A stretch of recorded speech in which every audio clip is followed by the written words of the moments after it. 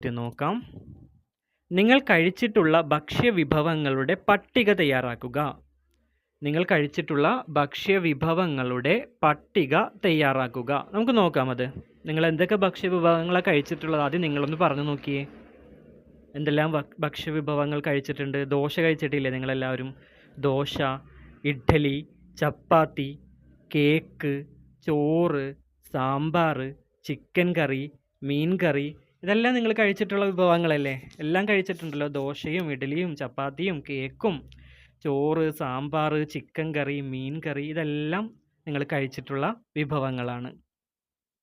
അടുത്ത ചോദ്യം, മനുഷ്യരുടെ നിലനിൽപ്പിന് ആവശ്യമായ ഘടകങ്ങൾ ഏതെല്ലാം? മനുഷ്യരുടെ നിലനിൽപ്പിന് ആവശ്യമായ ഘടകങ്ങൾ ഏതെല്ലാം? ഏതൊക്കെയാണ് അതിൻ്റെ ഉത്തരം? നമുക്ക് നോക്കാം. ഭക്ഷണം, വെള്ളം, വസ്ത്രം, വായു, പാർപ്പിടം. ഇത്രയും ഘടകങ്ങൾ മനുഷ്യരുടെ നിലനിൽപ്പിന് ആവശ്യമായ ഘടകങ്ങളാണ്. ഏതൊക്കെയാണ്? ഭക്ഷണം, വെള്ളം, വസ്ത്രം, വായു, പാർപ്പിടം. മനസ്സിലായോ? ഭക്ഷണമില്ലാതെ നമുക്ക് ജീവിക്കാൻ കഴിയുമോ? ഇല്ലല്ലോ. അതുപോലെ തന്നെ വെള്ളവും വസ്ത്രവും വായുവും പാർപ്പിടവും ഒന്നുമില്ലാതെ നമുക്ക് ജീവിതം മുന്നോട്ട് കൊണ്ടുപോകാനാവില്ല. അതുപോലെ മനുഷ്യരുടെ നിലനിൽപ്പിന് ആവശ്യമായ ഘടകങ്ങളാണ് ഇവയൊക്കെ. അപ്പോൾ നമുക്ക് അടുത്ത ക്വസ്റ്റ്യൻ നോക്കാം. ആദിമ മനുഷ്യരുടെ ഭക്ഷണ സമ്പാദനം എങ്ങനെയെല്ലാം ആയിരുന്നു? ആദിമ മനുഷ്യർ എങ്ങനെയൊക്കെയായിരുന്നു ഭക്ഷണം ശേഖരിച്ചിരുന്നതെന്നാണ് ചോദിച്ചിരിക്കുന്നത്. നിങ്ങളൊന്ന് പറഞ്ഞു നോക്കി, എങ്ങനെയൊക്കെ ആയിരിക്കാം ആദിമ മനുഷ്യർ ഭക്ഷണം ശേഖരിച്ചിട്ടുണ്ടാവുക? നോക്കാം നമുക്കതിൻ്റെ ഉത്തരം. വേട്ടയാടി മൃഗങ്ങളെ പിടിച്ചിരുന്നു.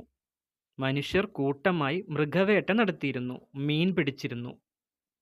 ഇതൊക്കെയാണ് ആദിമ മനുഷ്യരുടെ ഭക്ഷണ സമ്പാദന രീതികൾ. എന്തൊക്കെയാണ്? വേട്ടയാടി മൃഗങ്ങളെ പിടിച്ചിരുന്നു, അതുപോലെ തന്നെ മനുഷ്യർ കൂട്ടമായി മൃഗവേട്ട നടത്തിയിരുന്നു, പിന്നെ മീൻ പിടിച്ചിരുന്നു. മനസ്സിലായില്ലേ?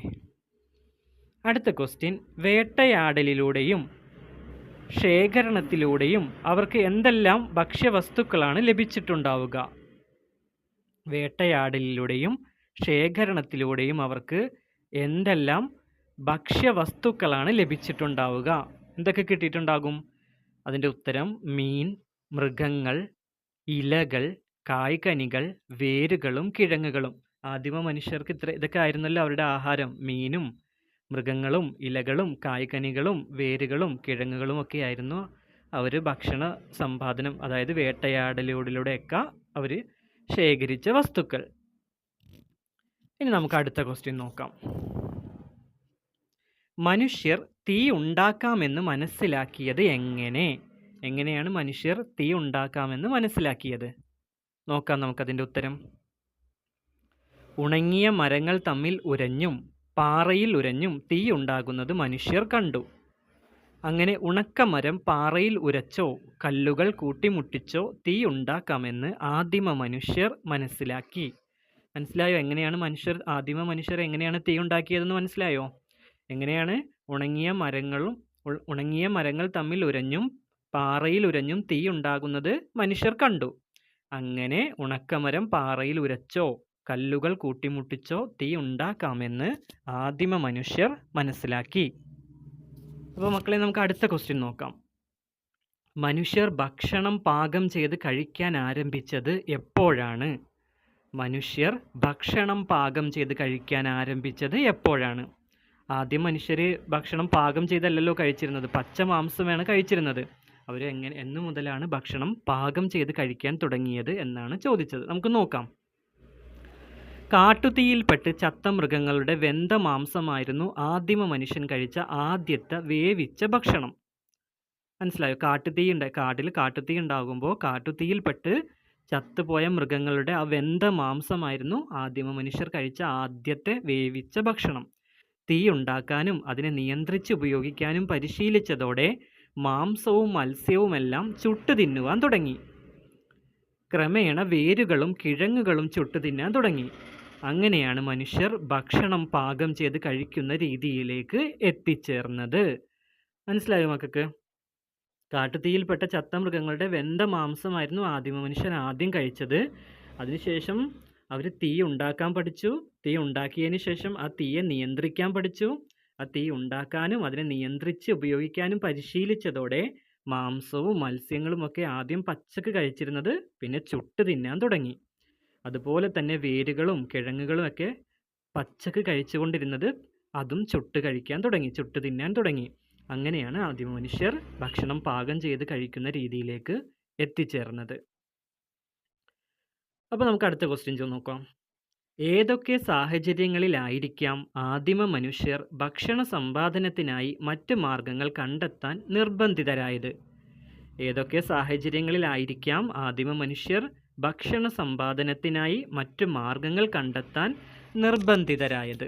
നോക്കാം നമുക്ക് അതിൻ്റെ ഉത്തരം.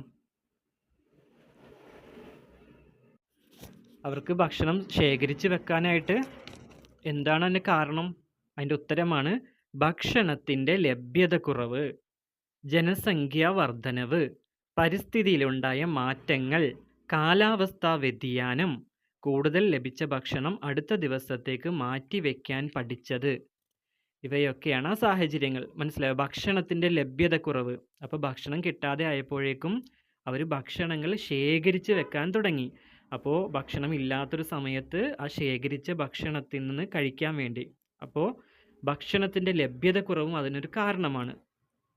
പിന്നെ ജനസംഖ്യാ വർധനവ്, ആളുകൾ കൂടിയതോടുകൂടി കഴിക്കാനുള്ള ഭക്ഷ്യവസ്തുക്കളുടെ അളവ് കുറഞ്ഞു. അപ്പോൾ ജനസംഖ്യാ വർധനവ്, പിന്നെ പരിസ്ഥിതിയിലുണ്ടായ മാറ്റങ്ങൾ, കാലാവസ്ഥയിലുണ്ടായ മാറ്റങ്ങൾ, പിന്നെ കൂടുതൽ ലഭിച്ച ഭക്ഷണം അടുത്ത ദിവസത്തേക്ക് മാറ്റിവെക്കാൻ പഠിച്ചത്. ഇവയൊക്കെയാണ് അവർ ഭക്ഷണ സമ്പാദനത്തിനായി മറ്റു മാർഗങ്ങൾ കണ്ടെത്താൻ നിർബന്ധിതരായത്.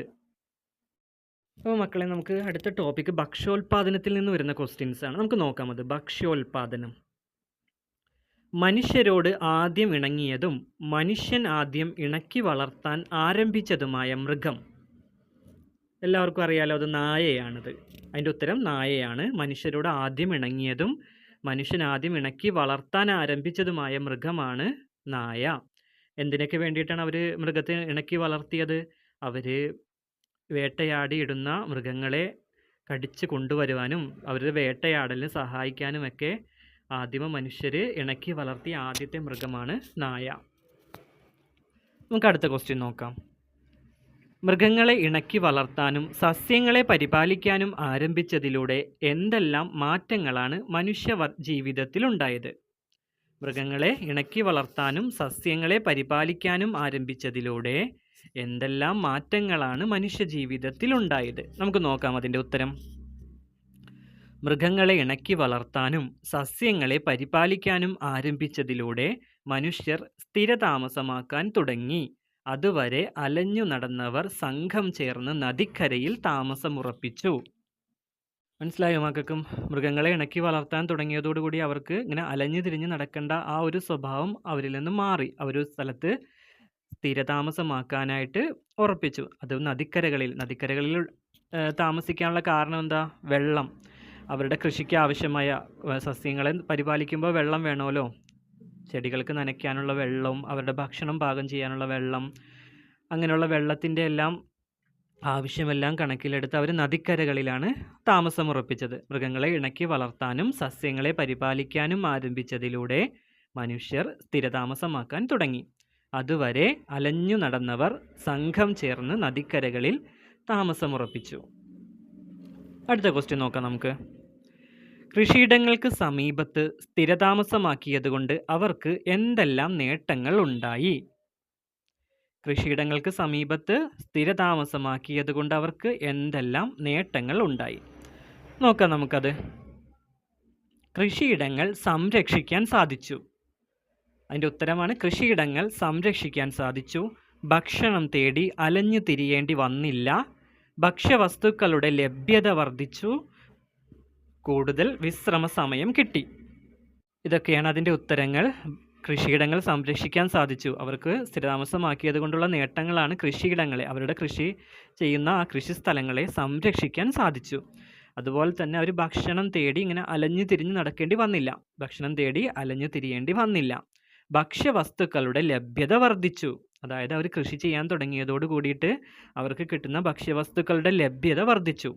കൂടുതൽ വിശ്രമ സമയം കിട്ടി. അതായത് ഭക്ഷ്യവസ്തുക്കളുടെ ലഭ്യത വർദ്ധിച്ചതോടുകൂടി അവർക്ക് എപ്പോഴും ഇങ്ങനെ വേട്ടയാടി ഒന്നും നടക്കേണ്ടി വന്നില്ല. അപ്പോൾ എന്ത് പറ്റി? അവർക്ക് കൂടുതൽ വിശ്രമ സമയം കിട്ടി. ഇതൊക്കെയാണ് കൃഷിയിടങ്ങൾക്ക് സമീപത്ത് താമസമാക്കിയതുകൊണ്ട് അവർക്കുണ്ടായ നേട്ടങ്ങൾ. നമുക്ക് അടുത്ത ക്വസ്റ്റ്യൻ നോക്കാം. മനുഷ്യൻ നദിക്കരകളിൽ വാസമുറപ്പിച്ചത് എന്തുകൊണ്ടായിരിക്കാം?